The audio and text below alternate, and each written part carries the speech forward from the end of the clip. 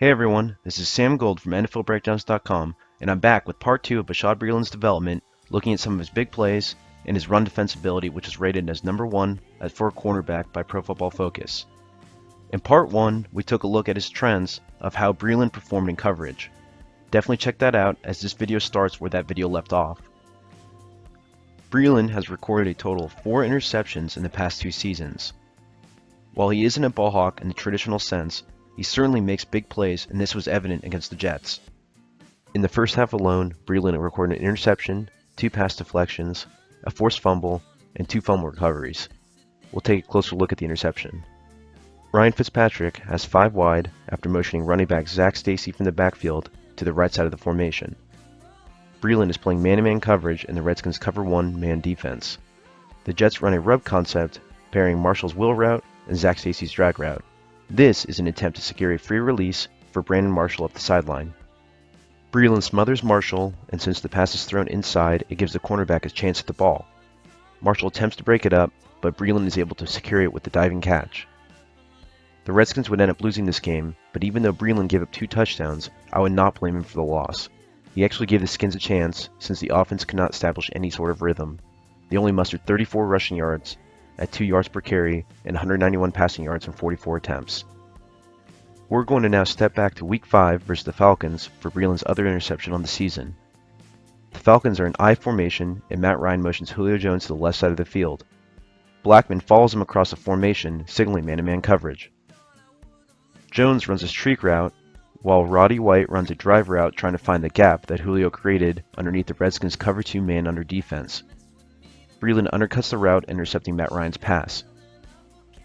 I think Ryan's assumption was that White was going to completely square his route on the 50-yard line, but since he kept drifting, this opened up the gap for Breeland.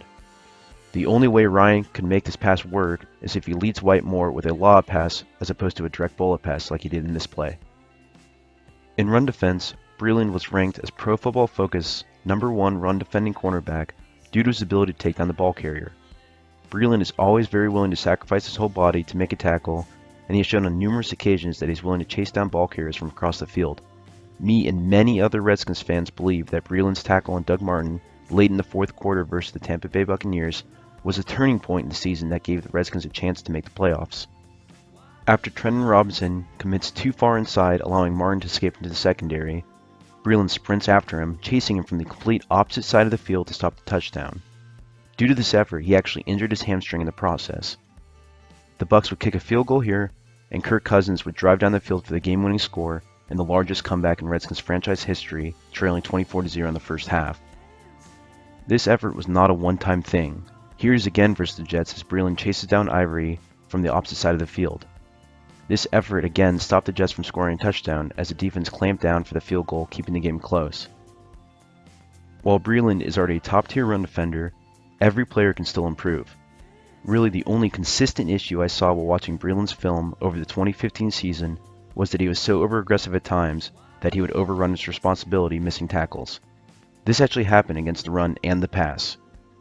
It's 3rd and 14 against the Rams in Week 2, so Breeland can give a couple of extra yards to conservatively take down the receiver, but he dives forward, not controlling his momentum.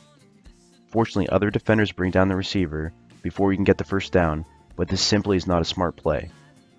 All he needs to do is slow down and wrap up the ball carrier to prevent a possible first down conversion. But instead, he flies right by him.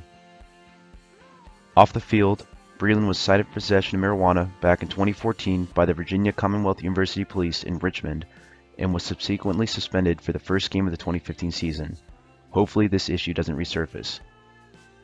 The Redskins signed Josh Norman to a 5-year $75 million deal after his franchise tag was rescinded by the Panthers earlier this offseason. The big signing last season was 49ers cornerback Chris Culver, who didn't pan out due to busted coverages and injuries this season. Norman mainly played cover 4 pattern read in the Panthers scheme, but his skill set should be translatable to the Redskins cover 3 defense that mixes in man coverage as well. Breeland and Norman on paper appear to be a formidable duo, but like any major free agent signing, I will always be wary and hope to be proven wrong. Well, that's it for me today. For more breakdowns, subscribe to my channel. You can also find me on Twitter at SamuelRGold, and if you want to support my work on Patreon, every donation helps.